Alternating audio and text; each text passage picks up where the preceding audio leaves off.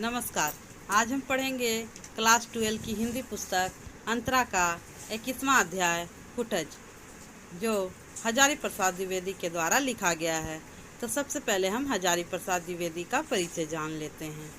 हजारी प्रसाद द्विवेदी का जन्म गांव आरत दुबे का छपरा जिला बलिया उत्तर प्रदेश में हुआ था। संस्कृत महाविद्यालय काशी से शास्त्री परीक्षा उत्तीर्ण करने के बाद उन्होंने 1930 में काशी हिंदू विश्वविद्यालय से ज्योतिषाचार्य की उपाधि प्राप्त की। इसके बाद वे शांति निकेतन चले गए। 1940-50 तक द्विवेदी जी हिंदी भवन शांति निकेतन के निदेशक रहे। वहाँ उन्हें गुरुदेव रविन्द्रनाथ टैगोर और आचार्य क्षिति मोहन सेन का सानिध्य प्राप्त हुआ। सन 1950 में वापस वाराणसी आए और काशी हिंदू विश्वविद्यालय में हिंदी विभाग के अध्यक्ष बने। 1952-53 में वे काशी नागरिक प्रचारणी सभा के अध्यक्ष थे। 1955 में वे प्रथम राजभाषा आयोग के सदस्य राष्ट्रपति के नामिनी नियुक्त किए गए। 1960-67 तक पंजाब विश्वविद्यालय चंडीगढ़ में हिंदी विभाग अध्यक्ष का पद ग्रहण किया। 1967 में काशी हिंदू विश्वविद्यालय में रेक्टर नियुक्त हुए।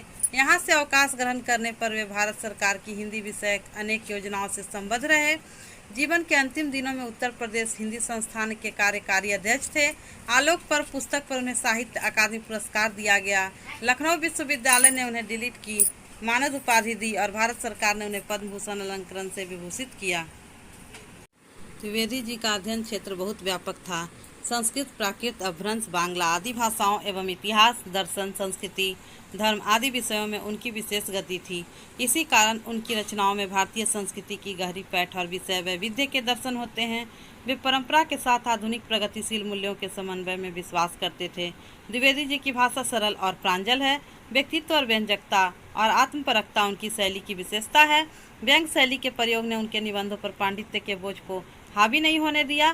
भाषा शैली की दृष्टि से उन्होंने हिंदी की गद्य शैली को एक नया रूप दिया। उनकी महत्वपूर्ण रचनाएं हैं अशोक के फूल, विचार और वितर्क, कल्पलता, फुटज, आलोक पर्व, निबंध संकलन, चारु चंद्रलेख, बानभट्ट की आत्मकथा, पुनर्नर्वा, अनाम दास का पोथा उपन्यास, सुर साहित्य, कबीर, हिंदी साहित्य की भूमिका, कालिदास की लालित्य योजना, आलोचनात्मक ग्रंथ। उनकी सभी रचनाएं हजारी प्रसाद द्विवेदी ग्रंथावली के 11 खंड में संकलित हैं। फुटज हिमालय पर्वत की ऊंचाई पर सूखी शिलाओं के बीच उगने वाला एक जंगली पौधा है जिसमें फूल लगते हैं। इसी फूल की प्रकृति पर यह निबंध फुटज लिखा गया है। फुटज में न विशेष सौंदर्य है न सुगंध, फिर भी लेखक ने उसे मानव के लिए एक संदेश पाया है। फुटज में अपराजेय जीवन शक्ति है, स्वावलंबन है, आत्मविश्वास है और विषम परिस्थितियों में भी शान के साथ जीने की क्षमता है। वह समान भाव से सभी परिस्थितियों को स्वीकारता है। सामान्य से सामान्य वस्तु में भी विशेष गुण हो सकते हैं। यह जताना इस निबंध का अभिष्ट है।